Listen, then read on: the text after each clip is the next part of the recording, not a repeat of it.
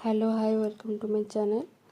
एबे कड़े गरम होला परे तेल पकेली। तेल टिके हल्का गरम होला परे मु आलू काटी नहीं आलू को टिके भाजी नवा। ता भीतर हम घोड़े देली सिझी ब्राउन हो गला परे हम आलू को गोटे प्लेट रे हम आलू को काढ़ी नवा। टिके ब्राउन हो गला हम प्लेट रे काढ़ी नवा। देन जहाँ भी सुखिला जमती कि आमर लवंग डालचीन खंड गुजराती जीरा जहाँ भी सब अच्छी तेल पकई नवा। देन पियाज पकेवा।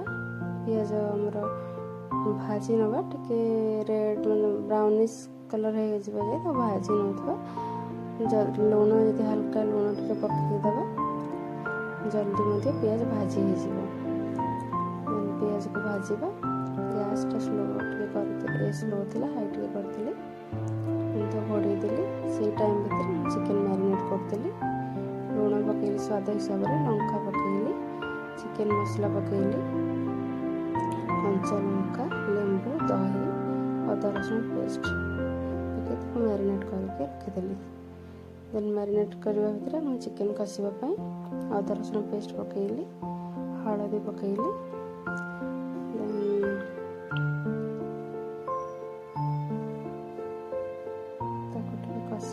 से टाइम टमाटो काटिकी छोट छोट काटी टमाटो पकेली, हल्का पानी देली कड़े न लगे। से टाइम भीतर मुझे कषुली।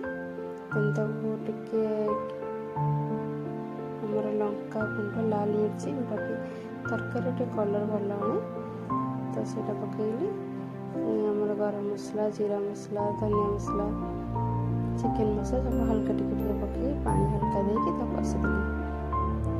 देन गैस टे सिम करदेली मसला पड़ज। हल्का पानी देकी स्वाद हिसाब से लुण पकेली। देन भलसे घाटिकी तो कभर देदेली। टिके देखुए मसला है कि नहीं, कंचा स्मेल गला कि नहीं। जमी मसला हो चिकन मैरिनेट कर जो रखी से कड़े ढाली देवे। चिकन कषिबे। चिकन कषिकी टिके घोड़े देवे 5-15 मिनट 5-10 मिनट घोड़े देवे। आपण मैंने भावुथे बाहर कौन चिकन करुच्ची एक्चुअली आम घरे किचन में नॉनवेज बसेनी से बाहर करूँ।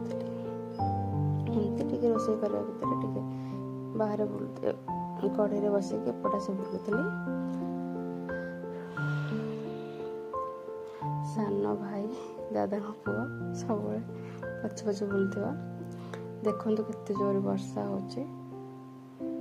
सेपटे चिकन कषा चली एपटे मुझे वर्षा को मत एंजॉय करुच्ची। मत भल लगे वर्षा दिन काम नी बाहर तो घर रही वर्षा दिन को एंजॉय मु करे मत बहुत पसंद हो। देखो वर्षा केते जोर से हो। चलते जावा देखा सेपटे चिकन कषा केते बटे गला। चिकन कषा हो आसला टिके आलू पकईदबा भाजिकी जो रखी प्रथम ताको आलू पकई कषि नवा।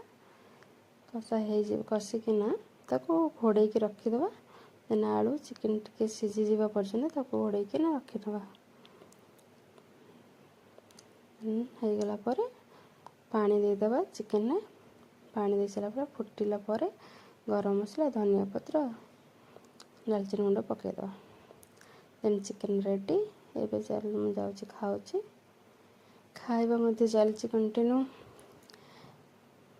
मो वीडियो भल लगुला आपण मानक लाइक करंतु, शेयर करंतु, सब्सक्राइब करंतु। Thank you.